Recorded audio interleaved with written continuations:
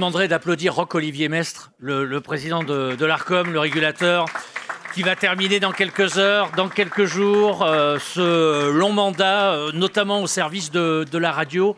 Un bon président, un auditeur régulier du média radio.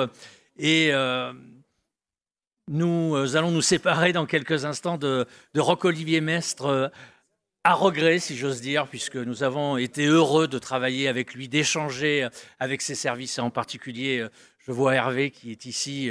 Ce fut un réel plaisir ces dernières années. Je n'en dirai pas davantage, je laisse bien volontiers ma place au président de l'Arcom, Roch-Olivier Mestre.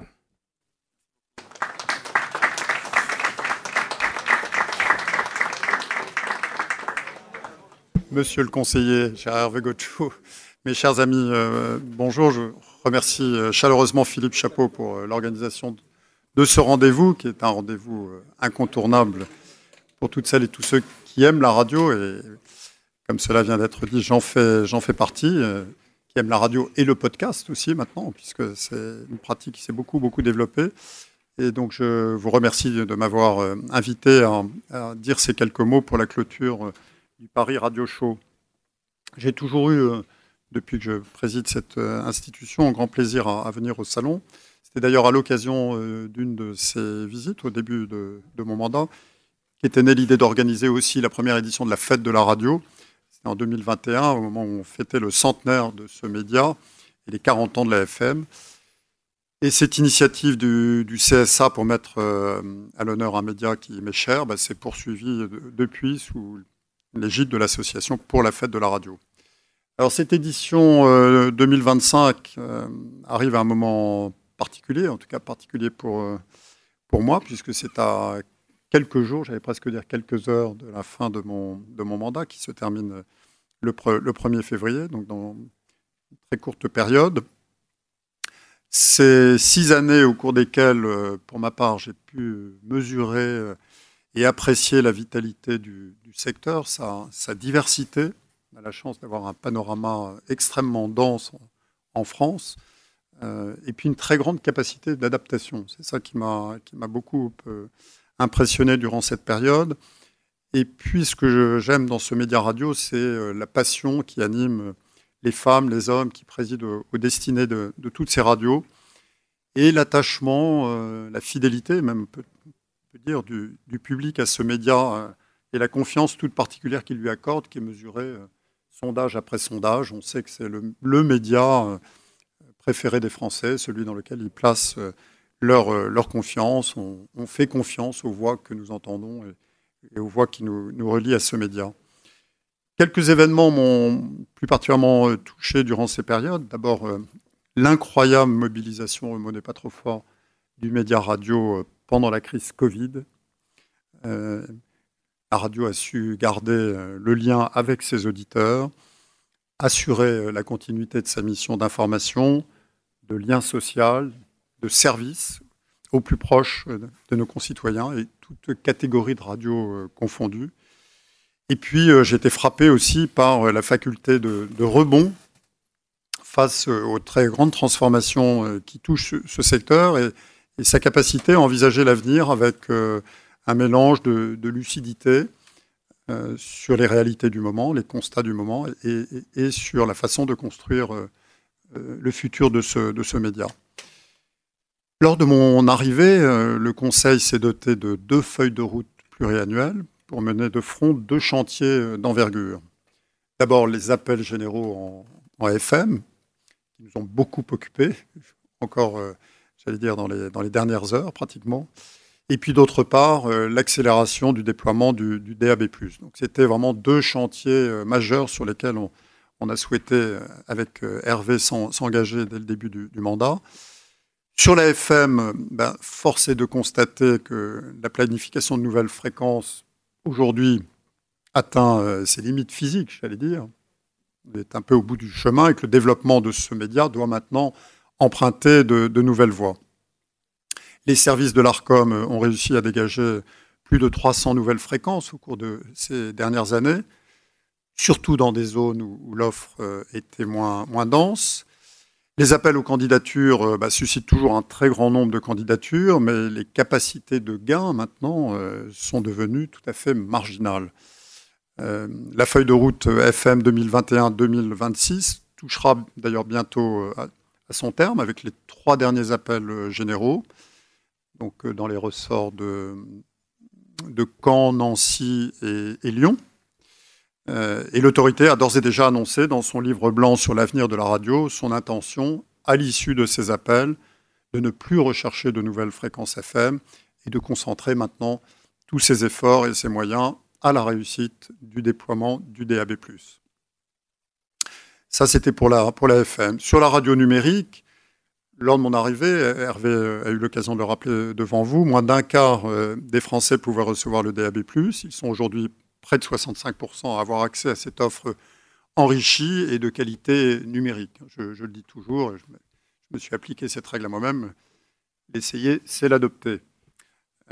Cette progression, elle est quand même très impressionnante. Elle doit beaucoup, au moment où je démarrais mon mandat, au travail de Nicolas Curien, qui avait imaginé la stratégie dite des nœuds et des arcs, et puis à Hervé Gaucho, ici présent devant moi, qui a parfaitement fait fructifier ce projet, a su l'amplifier avec beaucoup d'énergie, beaucoup de détermination. Et mon cher Hervé, je tiens encore à te remercier publiquement et très chaleureusement pour l'action que tu as menée au service de notre institution et au service du secteur. Tu peux être fier du bilan que nous mesurons maintenant au terme de ces 6 ans. Puis cette progression, elle doit aussi beaucoup à l'engagement de l'ensemble de la filière, les éditeurs en premier lieu, ont fini par se rallier tous à ce projet, le service public naturellement, mais également toutes les radios privées, associatives, indépendantes et nationales. Le DAB a également vu nombre de nouveaux projets apparaître, et au-delà des éditeurs, c'est toute une filière qui s'est mobilisée. Je pense aux diffuseurs qui ne ménagent pas leurs efforts maintenant pour allumer de nouveaux émetteurs. Ces 6 années passées à l'ARCOM ont été également pour moi l'occasion de rappeler sans cesse la nécessité d'œuvrer collectivement au développement du média. C'est d'ailleurs une problématique qui intéresse l'ensemble du champ des médias. On est dans une phase de révolution, le mot n'est pas trop fort, du secteur, de révolution des usages en particulier. Et dans ces périodes-là, on a besoin de se rassembler, de rassembler ses forces pour faire face à ces transformations. La création de Radio Player France, de l'association Ensemble pour le DAB+, plus récemment de l'Alliance pour la radio, s'inscrivent pleinement dans cet objectif. Et l'ARCOM, bien évidemment, salue et encourage ces initiatives. Elle favorise le dialogue, un dialogue efficace et confiant avec les pouvoirs publics. C'est comme ça qu'on peut avancer ensemble, marquer des points, plus que dans la division entre les partis. Ce travail en commun est, à mon sens, le signe d'une réelle maturité du secteur, qui a pris conscience qu'il doit préparer ensemble, collectivement, son avenir, car il reste devant nous beaucoup de chemin à parcourir. Et l'institution, bien évidemment, mon successeur et le collège qui va se renouveler dans les jours qui viennent, va s'y atteler. C'est le but du livre blanc sur l'avenir de la radio, qui trace un chemin que nous avons voulu à la fois réaliste, pragmatique, j'allais dire, mais aussi exigeant. Il y a une vraie ambition. Il pose une base de travail, après avoir entendu l'ensemble des acteurs de la filière, les pouvoirs publics également. Il pose une base de travail qui implique une mobilisation de tous, je l'ai dit, le législateur, pour certaines parties de la réglementation applicable, le régulateur, bien évidemment, qui doit participer à la mise en œuvre et à la stratégie de déploiement, et puis vous tous, acteurs de la radio, sans lesquels rien n'est possible. Chacun doit prendre sa part et contribuer à la réussite de ce projet. L'ARCOM, de son côté, s'est engagé à revoir, en concertation avec les acteurs, la planification des fréquences du DAB+, pour répondre aux attentes qui se sont exprimées ces dernières années. Je pense aux radios locales qui ont exprimé des préoccupations particulières. L'association Ensemble pour le DAB+, monte en puissance et prévoit de mener plusieurs actions de communication en 2025. C'est un chantier indispensable. Il faut mieux faire connaître cette norme et ce mode de diffusion. Ça devrait avoir pour effet donc, de faire progresser sensiblement la notoriété et l'équipement du DAB+, encourager le développement de l'équipement est bien évidemment aujourd'hui devenu une priorité. Et par ces actions collectives, on devrait pouvoir instaurer un cercle vertueux permettant d'engager un développement rapide du déploiement du DAB+, auprès des Français. La couverture va se poursuivre, avec notamment une troisième phase de déploiement des multiplexes métropolitains. C'est donc, là encore, une échéance importante qui est devant nous. La modernisation de la radio passe également par un environnement réglementaire modernisé. J'ai eu plusieurs fois l'occasion de rappeler la nécessité de revoir la réglementation en matière de mention légale, en matière de publicité. C'est une attente très forte des acteurs du secteur, une attente légitime. Je n'insiste pas sur les quotas. Le régulateur a joué la partition, si je puis dire, que les textes lui permettent de jouer. Il est allé au maximum de ce qu'il pouvait faire dans le cadre légal qui est aujourd'hui le sien. Mais on sait que c'est des sujets qui méritent une attention particulière. Et j'espère, je ne doute pas que par le dialogue, des évolutions vont pouvoir être identifiées dans le respect des intérêts de toutes les parties. Il faut aller de l'avant. Le cadre législatif devra évoluer pour permettre la transition de la radio de façon générale vers le tout numérique. Le livre blanc a fait, là aussi, vous le savez, des propositions très, très concrètes avec une chronologie qui a été proposée aux acteurs qui est, je pense, réaliste et qui est le fruit des concertations que nous avons menées. Et enfin, l'avenir de la radio tient aussi à sa capacité à répondre aux nouveaux usages. Le succès d'écoute des podcasts est indéniable. Le podcast s'est imposé dans nos vies quotidiennes pour chacun d'entre nous. Ce nouveau mode d'accès au contenu audio apporte une capacité à se démultiplier, à toucher de nouveaux auditeurs, à aborder de nouvelles thématiques. Et donc, en lien avec la DGMIC, l'ARCOM a créé, vous le savez, l'Observatoire des podcasts pour mieux analyser le très fort potentiel de l'offre à la demande. Il faut faciliter le développement de cette offre, veiller à ce que le nouveau monde de l'audio contribue à renforcer le pluralisme, à stimuler la création au profit de nos concitoyens. C'est pour moi en tout cas l'occasion de vous remercier tous, de remercier tous les acteurs du secteur pour le dialogue nourri, confiant, toujours exigeant, parfois passionné, mais c'est ce qu'on aime dans ce secteur qui a été entretenu avec vous tous et entre nous durant ces années. C'est vraiment des remerciements du fond du cœur que je vous exprime.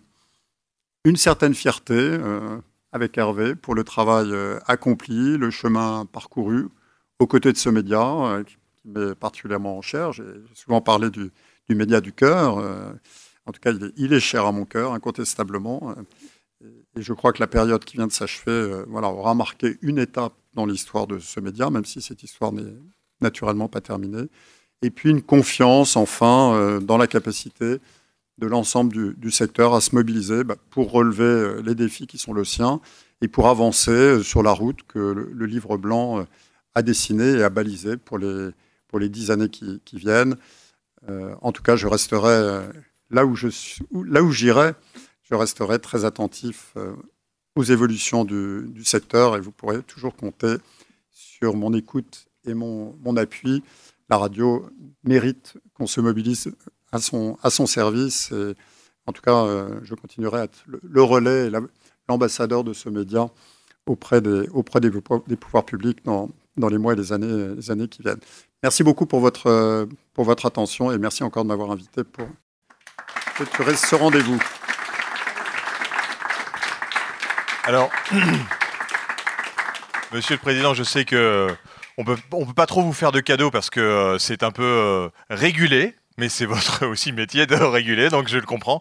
On vous a ramené simplement des petites spécialités de Corrèze, parce que nous sommes corréziens Et je pense que vous apprécierez. Donc voilà un petit souvenir du Paris Radio Show. Je voulais vous donner ça avec toute l'équipe des éditions HF, Fred. Et je voulais, tant que vous êtes là aussi, remettre un prix spécial à quelqu'un qui bosse beaucoup depuis très très longtemps et qui est pas beaucoup souvent dans la lumière. Donc je voulais remettre un prix spécial à Brûlatour.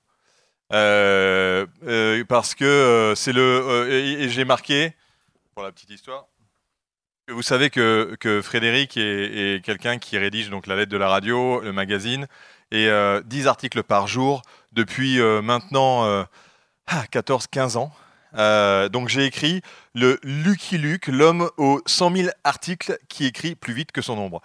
Frédéric, je te remets ce prix-là en présence de Roch Olivier parce que c'était pas nécessaire, mais on parle beaucoup de l'ARCOM, on parle beaucoup des radios. Faut pas hésiter à nous envoyer aussi vos communiqués. Vous le savez, plus vous nous envoyez de communiqués, plus on parle de vous. Et Frédéric est celui qui est le Lucky Luke de, vous le voyez hein, dans les newsletters que vous recevez tous les soirs à 18h. C'est tous les jours que Fred est derrière à scruter Twitter, vos communiqués et donc voilà un petit prix pour celui qui est souvent dans l'ombre et qui travaille souvent seul devant son écran. Voilà. Merci Bravo. beaucoup. Je ne peux rien ajouter d'autre après le discours du président Mestre. Voilà. Merci beaucoup. C'est la fin du Paris Radio Show 2025 à la Bellevilloise. L'année prochaine, on a déjà les dates, 3-4 février à la Bellevilloise.